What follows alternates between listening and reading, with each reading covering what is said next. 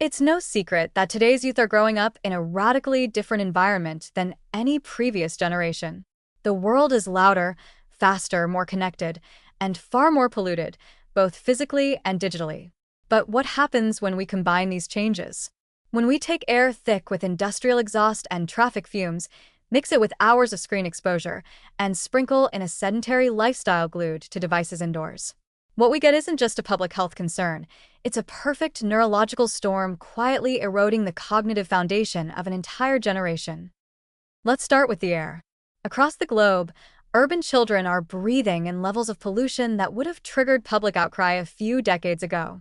Fine particulate matter, PM 2.5, nitrogen dioxide and O2, and ozone, all of which can enter the lungs, travel through the bloodstream, and pass into the brain, are being inhaled daily during commutes to school, recess, or simply by living in a city. These pollutants have been directly linked to neuroinflammation, slowed cognitive development, and even the early formation of amyloid plaques, the hallmark of Alzheimer's disease in children. Yes, you read that right. Children showing signs of degenerative brain changes before they even learn long division. But we don't stop there.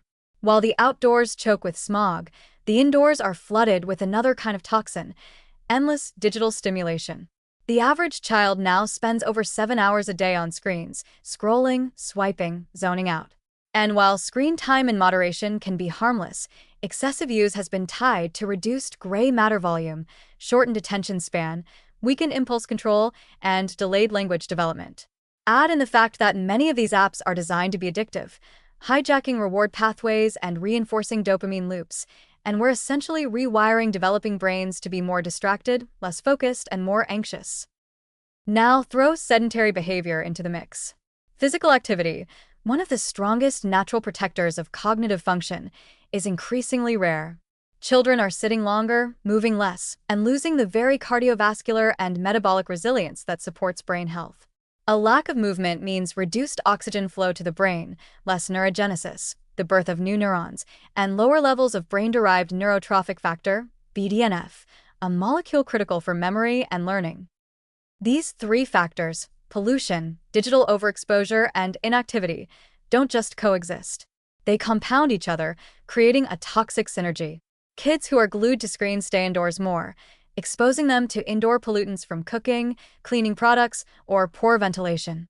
Sedentary kids don't develop the physical robustness that helps buffer the effects of environmental stress.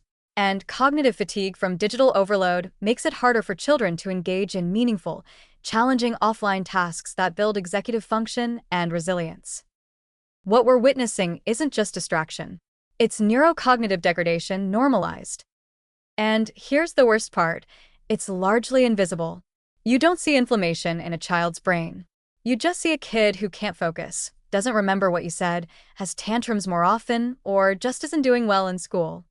We pathologize the child, call it ADHD, anxiety, learning disorder, without seriously questioning the environment we've built around them.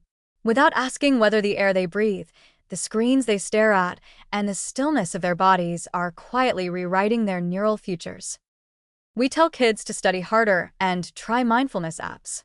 But what good is a meditation video if a child's brain is inflamed from diesel fumes? What's the use of cognitive behavioral therapy when sleep is disrupted by blue light and attention is scattered across 18 TikToks per minute? We are raising a generation in conditions that are neurologically hostile, and pretending that better parenting, better tech boundaries, or smarter curricula alone can fix it. They can't. Not while the air outside poisons synapses, the devices indoors cannibalize attention spans, and the body sits motionless, cut off from the very systems that evolution designed to keep the brain sharp. If this sounds alarmist, it should, because the long-term consequences are not subtle. Researchers are already tracking early cognitive decline patterns in adolescents, increased rates of anxiety and depression, shrinking hippocampal volume, and poor academic outcomes that correlate tightly with pollution exposure and screen saturation.